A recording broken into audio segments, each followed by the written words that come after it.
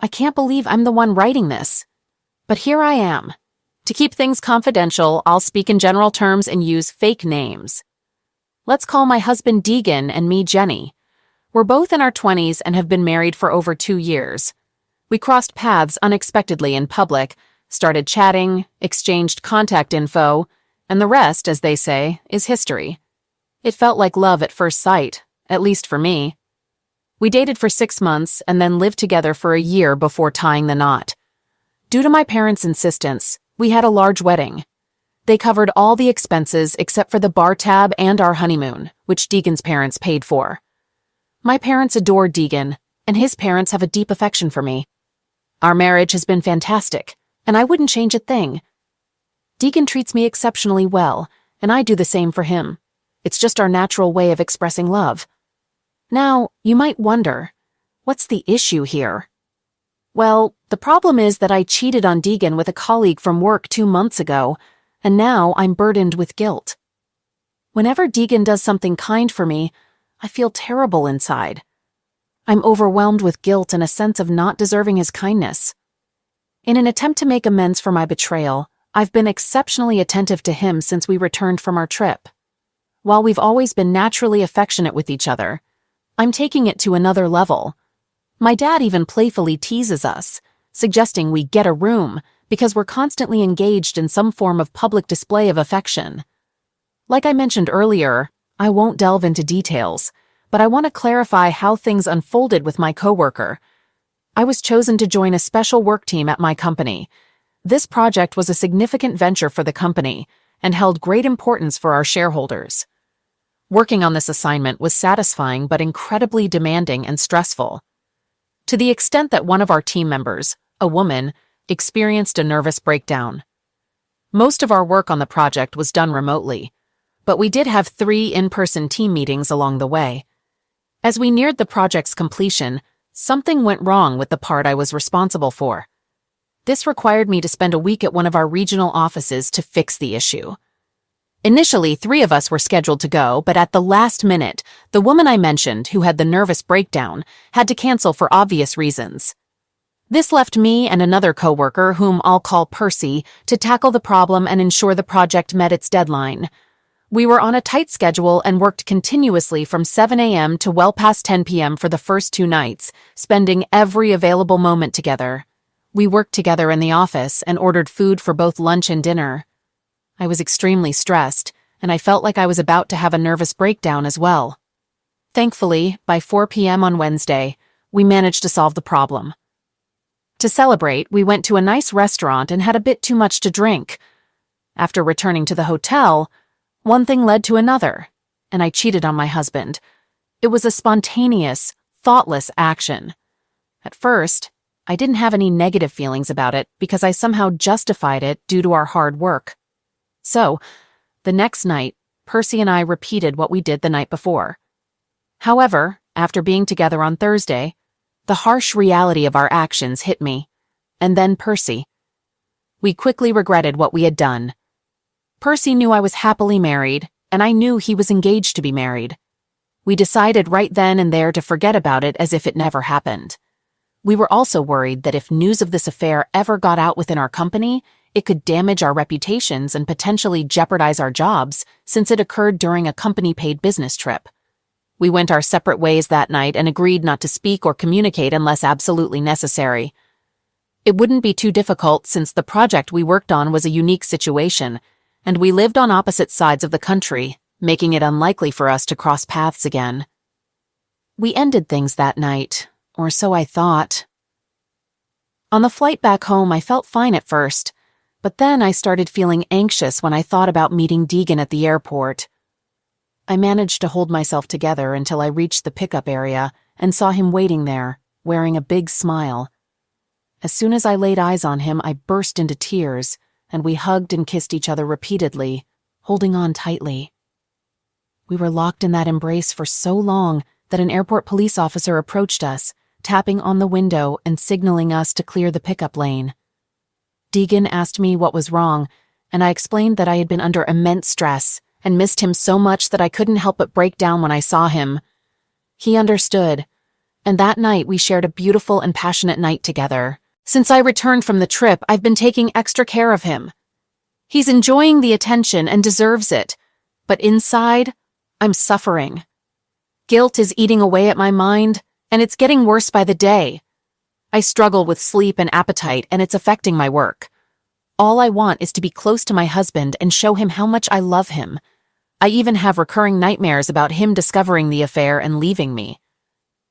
Last week, we decided to try to conceive a child, which has heightened my emotions about everything. I keep thinking that I don't deserve him, or that he deserves someone better. I don't believe I can continue like this for another week. No one knows about the affair except for Percy and me. My situation gets even tougher because I have nobody to confide in. I sense my inner conscience urging me to be truthful and tell Deegan about my actions, but I'm terrified that it will cost me our relationship. I understand that if I confess, it will devastate him, and he might not see me the same way again. However, I believe he might eventually forgive me, given his deep love for me and his naturally kind and caring nature. So here's my dilemma. Should I disclose my meaningless affair from 2 months ago to my husband, or should I stay silent and make amends in other ways? I'd really appreciate hearing from those of you who faced a similar situation and how you handled it. Please be honest and share both the positive and negative outcomes. First update, 32 days after my initial post. I want to express my gratitude to all of you for your heartfelt responses. I've carefully read each one and value your willingness to share your personal experiences. After much contemplation and 3 counseling sessions with an excellent therapist, I've decided to tell my husband. It's going to be incredibly tough for me, and it will undoubtedly devastate him. But it's something I have to do. To prepare for this, I've created a detailed timeline of the affair, which wasn't difficult since it was purely physical and lasted less than 24 hours with no emotional involvement. My therapist has also provided me with some helpful articles on how to support a spouse dealing with infidelity, specifically what actions to avoid. I mentally prepared for the possibility that he might need some time apart from me. Based on what I've learned, this reaction is entirely normal, although I will be saddened if he chooses to react that way. As I mentioned earlier, my husband is an affectionate and caring man. He's generous and protective, so I don't anticipate him responding in that manner to this news. Instead, I believe he will be hurt and disappointed by my actions. I'm mentally prepared for a range of responses. Keep your fingers crossed for me. 13 months after my previous update. Hello everyone. It's been quite some time since I last posted here. Many of you have reached out, inquiring about the progress of my situation. I want to express my gratitude for your interest and concern.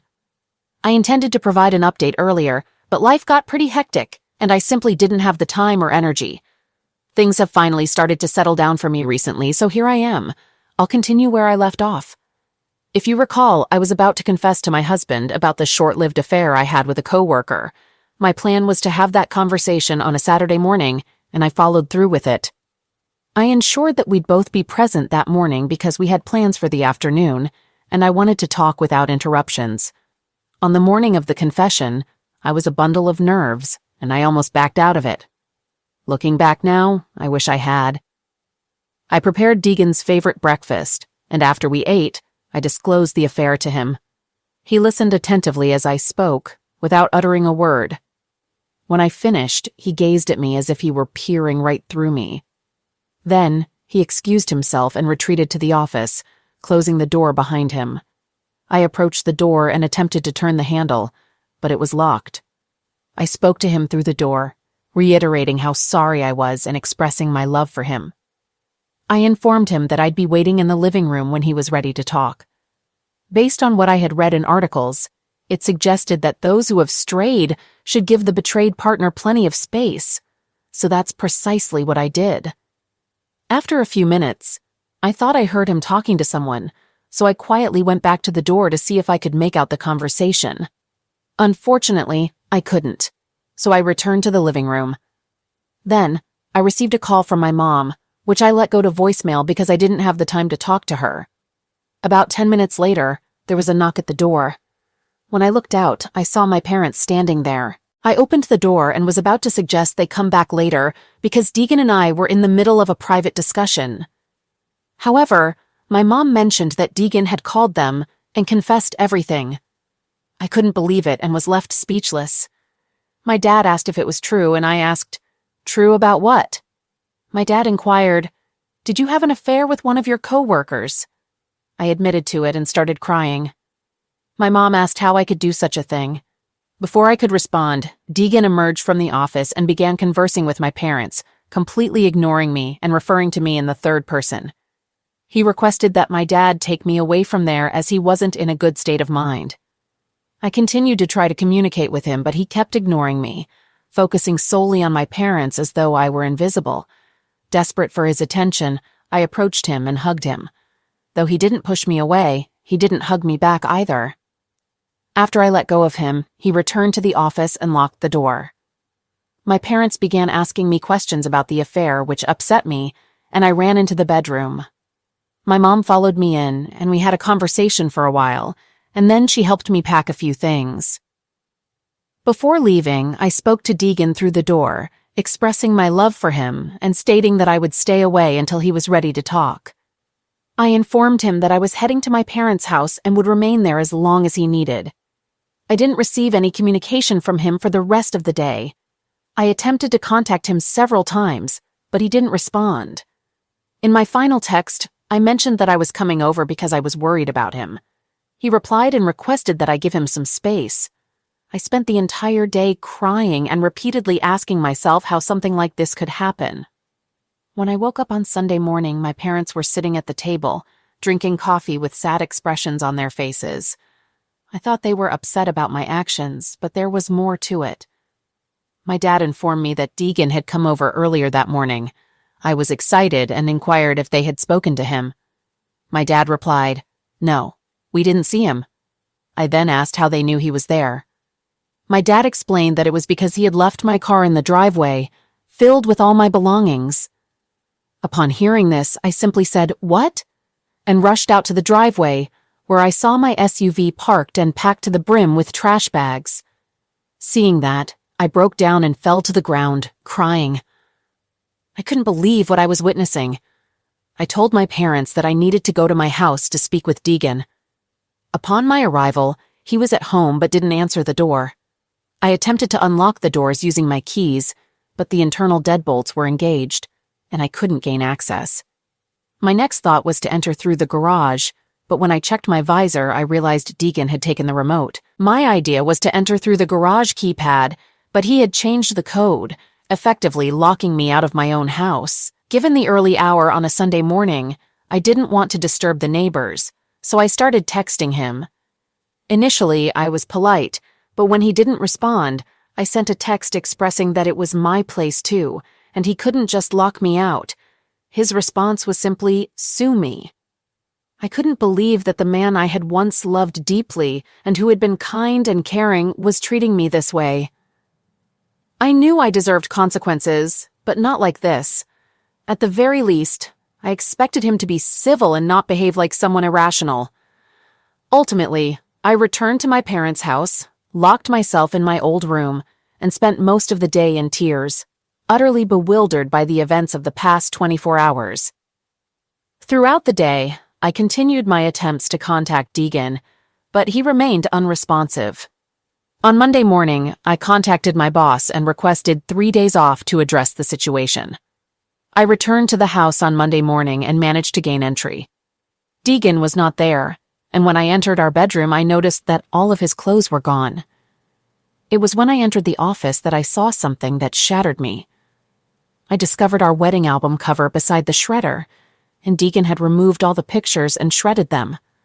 I couldn't believe it. As I walked around the house, I noticed that all the pictures of us had disappeared. Upon further searching, I found the empty frames, and it became clear that he had shredded those as well. I felt deeply saddened and couldn't comprehend what was unfolding. I decided to call Deegan's workplace and spoke with the receptionist. I inquired if I could speak with him, and she informed me that he wouldn't be in the office for the remainder of the week, as he had taken the week off. I then reached out to my mother-in-law. She picked up the call and mentioned that Deegan had already informed her and my father-in-law about everything. I asked if she knew his whereabouts, and she confirmed that she did, but declined to tell me and abruptly ended the conversation. I felt hurt by this situation as I had a close relationship with my in-laws. On Wednesday of that week, I started receiving calls from Percy. I chose to ignore all his calls and sent them to voicemail. Afterward, when I listened to his messages, he was urgently requesting me to call him as soon as possible. Finally, in his last message, he mentioned that Deegan had somehow contacted his fiancée and disclosed everything about the two of us. Upon hearing this, I called Percy, and he was angry. He reminded me that we had promised not to disclose anything to anyone. I acknowledged this and admitted that I should have informed him before speaking to my husband, but I hadn't anticipated his reaction. Percy then revealed that he had told his fiancée that my husband was lying and that nothing had occurred. He informed me that she intended to call me, and he insisted that I tell her the same story. I informed him that I couldn't comply with that request, and he began pleading with me. Once I reiterated my refusal to lie, he started verbally attacking me, using hurtful words and insults. He wouldn't stop, so I decided to end the call by hanging up on him and blocking his number. Shortly after, I received a call from his fiancée, and I disclosed everything to her. She remained silent as I recounted the events, and when I finished, she abruptly hung up. However, the ordeal didn't conclude there. When I returned to work the next day, I was summoned to the office of the HR director, who happened to be a friend of mine. Initially, I didn't suspect anything amiss, but upon arriving, I noticed the HR manager and the director of security were also present. I had a feeling I might be in trouble. They asked me to take a seat and mentioned that they had some questions for me. They informed me that they had been contacted by someone alleging that Percy and I had engaged in an affair during company time and had utilized company resources. My heart sank, and I started to cry. I then proceeded to confess what had occurred, but clarified that nothing had happened during official work hours. The HR director explained that when salaried employees travel for business, the entire trip is considered work time. She went on to clarify that the hotel room is regarded as a company resource since it was paid for by the company.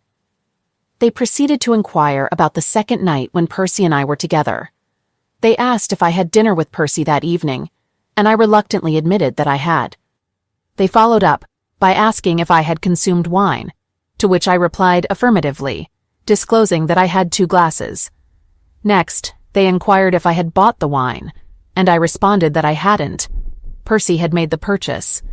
The HR director pointed out that this violated company policy because employees are not allowed to use another employee's card for food or drinks.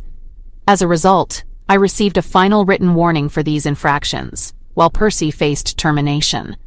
To clarify, there was no preferential treatment due to my gender. Percy would have faced the same consequences if those were the only issues, but unfortunately for him, there was more to his situation. Percy got terminated because he extended his stay by an extra day without a legitimate business reason and charged the entire expense, including the flight change fee, hotel stay, and all his meals, which included the 2 bottles of wine. He extended his stay solely to be with me the following evening. I feel deeply remorseful about what happened to Percy. He was an outstanding employee with a promising future, but now he's unemployed, and his fiancée left him, all because of my actions. As for me, any aspirations of getting a promotion in the aftermath of this incident seem unlikely. To add to the turmoil, the following Monday at work, Deegan had divorce papers served to me at the reception desk. The receptionist called to inform me that there was a delivery up front. As I arrived there, a man was waiting with a box of flowers. I hoped they were a gift from Deegan, and indeed they were. However, after I signed for the package, the man handed me the flowers and then delivered the divorce papers, stating, "Mrs. Jenny, you have officially been served with divorce papers." My world fell apart at that moment, and I couldn't hold back my tears. I had to leave the office and decided to take the rest of the week off. Over the next 7 months, I made every effort to salvage my marriage, but Deegan refused to engage with me at all. In fact, he hasn't uttered a single word to me since I confessed. Our divorce has now been finalized, but I'm still struggling emotionally. I cherish and miss the kind man he used to be before my affair, but I understand that person no longer exists. I acknowledge that I deserve to face consequences for my actions, but I never anticipated Deegan's reaction. I knew there was a slim chance that my confession could end our relationship, but I believed that likelihood was exceedingly rare. I want to conclude with a message for my husband. Babe, if you ever come across this, I want you to know that I am genuinely sorry and will love you eternally. All right, that was a fun story. Now let's move on to another exciting one. Stay tuned and let's dive in. I'm 36 years old, and my wife is 38. We first crossed paths when I was in my 3rd year of college, and she was in her 4th. Since that day, we've been together. After dating for 3 years, we made the decision to move in together. Then, after 3 more years, we tied the knot. 2 years after that, our happiness grew when my wife became pregnant, and we welcomed our daughter into the world. Like any typical family, we had our fair share of domestic disagreements, but we always managed to reconcile swiftly, sometimes even in the middle of an argument. In general, we were a traditional family. Once I completed my education, I embarked on my career journey, working hard to climb the corporate ladder. Eventually, I earned enough to afford a spacious 4-room apartment. We invested significantly in renovating it and happily settled into our new home. My wife, after her maternity leave, resumed her career, which went quite smoothly. She secured a good position and started earning a decent income. With our combined earnings, we achieved financial prosperity. Over time, we acquired everything we needed, including a new apartment for our growing daughter, luxurious cars, and all the comforts one could desire. Life felt abundant. I held deep love for my wife and remained faithful to her throughout our marriage. I wasn't a heavy drinker, but occasionally I'd enjoy a glass of wine with dinner. I recently gave up smoking. We always planned our vacations together, and I developed a passion for diving and skiing. While my wife chose not to dive due to fear, she took up skiing. Our lives revolved around working, earning money, and savoring the rewards of our hard work. My wife's job was related to international business, often involving meetings with colleagues from abroad for negotiations. Gradually, I began to notice that her interactions with these colleagues appeared to be longer than before. While it initially piqued my curiosity, I didn't pay much attention to it at first. Another notable change was her receiving Snapchat messages in the evenings. Oddly, when her foreign colleagues were around, these messages stopped coming. A couple of times I checked her phone after she had fallen asleep, but all the messages had been deleted. I observed that the last message consistently arrived around 7 p.m., even though her phone received notifications after she had already gone to bed. In the end, suspicion completely consumed me. One evening she arrived home late, around 10 p.m., and I, perhaps foolishly, jokingly inquired if she had bid farewell to her secret admirer. I witnessed a fear in her eyes like never before. However, once she realized I was teasing, she smiled and dismissed it, calling me a fool. Furthermore, she occasionally traveled abroad to visit her colleagues in return. When my suspicions peaked, I reached a breaking point. I resorted to installing spyware on her phone, enabling remote control through SMS or my personal account. This software could capture audio from her surroundings, take pictures with the camera, and send all the data to my personal account. One day she embarked on another business trip, and in the evening, after spending time with our daughter, assisting her with homework, and putting her to bed by 10 p.m., I accessed the spyware account and instructed it to record her phone's surroundings for 10 minutes. A few minutes later, a recording popped up on my account, and upon listening, I heard my wife's voice in a room with a man. They conversed in English, and I comprehended every word.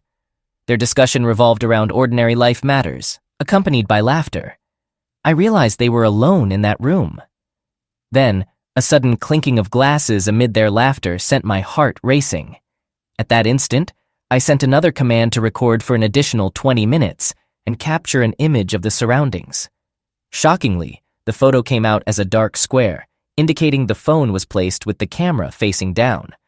Swiftly, I directed the program to snap a picture using the front camera. The resulting photo showed the phone resting on the bedside table in the room, partially capturing the bed's headboard and an adjacent wall lamp.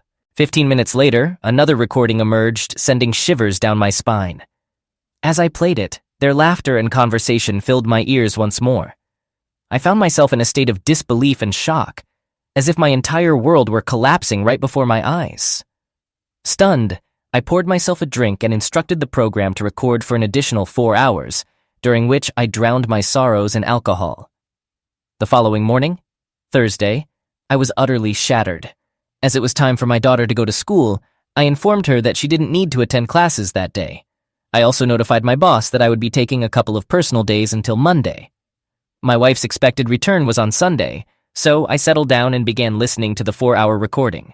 However, I could only bear to listen for 40 minutes because at that moment I unmistakably heard the sounds of my wife's pleasure, the same sounds I had known for over 13 years. It felt like a sharp knife had pierced my heart, causing both emotional and physical anguish. Stunned and overwhelmed, I hurried to the bathroom, feeling nauseous. I couldn't tell if it was a hangover or the current situation causing it. I stood under a freezing shower for 20 minutes, desperately seeking relief. Afterward, I took our daughter to visit her grandparents, promising to explain everything later, and then returned home alone. During lunch, my wife called and genuinely inquired about my well-being. I stood there in silence, unable to utter a word, feigning a poor connection. I informed her that I wasn't feeling well and would stay home for a few days, entrusting our daughter to her grandmother's care. That day felt like the most agonizing of my life. I experienced a personal hell, feeling utterly lost and unsure of how to proceed. My mind was consumed by a constant buzzing that drowned out my own thoughts. I sat on the couch and wept like a child, overwhelmed by waves of anger and apathy. The more I let my emotions out, the more they seemed to numb me. By the day's end, I was emotionally drained. In the evening, I returned to the spyware account and began giving commands to the phone. I received photos, some taken from her bag and others from the table. There were recordings of her performances in restaurants with numerous voices, presumably her colleagues. Then, as the evening progressed, I stumbled upon something different. The phone was once again on the bedside table, capturing her voice along with someone else's. However, this time there were no intimate sounds. Unable to endure it any longer, I called her. After 4 rings, she answered, noticeably panting. I inquired about her heavy breathing, and she explained that the hotel elevator had broken down, forcing her to climb the stairs to her room. We talked for a while, and I did my best to maintain a calm and steady voice. Eventually, I mentioned that I was going to bed, wished her good night, hung up, and swiftly sent a command to the spy program, requesting a rapid series of pictures using the front camera. Her mistake occurred right then. After our call, she placed the phone not on the bedside table but on the bed beside her. As a result, the front-facing camera started capturing slightly tilted but candid photos. These images revealed her sitting astride someone else with her head thrown back. Following that, there was a recording that captured unmistakable sounds, instantly exposing her actions. That was the final straw for me, and I documented these notes and materials. At that point, she had become a complete stranger to me. From that moment on, I refrained from further investigation until Sunday because everything had become painfully clear. I was pondering my next steps. Should I pursue a divorce? What about our 6-year-old daughter? On Sunday, late at night, she returned home, eager to kiss me. I pulled away, telling her I was still unwell. I had an urge to confront her and let my anger out. Instead, I retreated to the office and slept on the sofa. The following morning, I woke up before her, couldn't bear to be around her any longer, and headed to work. I endured the day mechanically, then approached my boss and urgently requested a week's vacation. I saved all the proof on a flash drive and then phoned my wife. I told her I had to go on a 1-day business trip, but asked her not to take our daughter away from her grandmother because I had a surprise planned.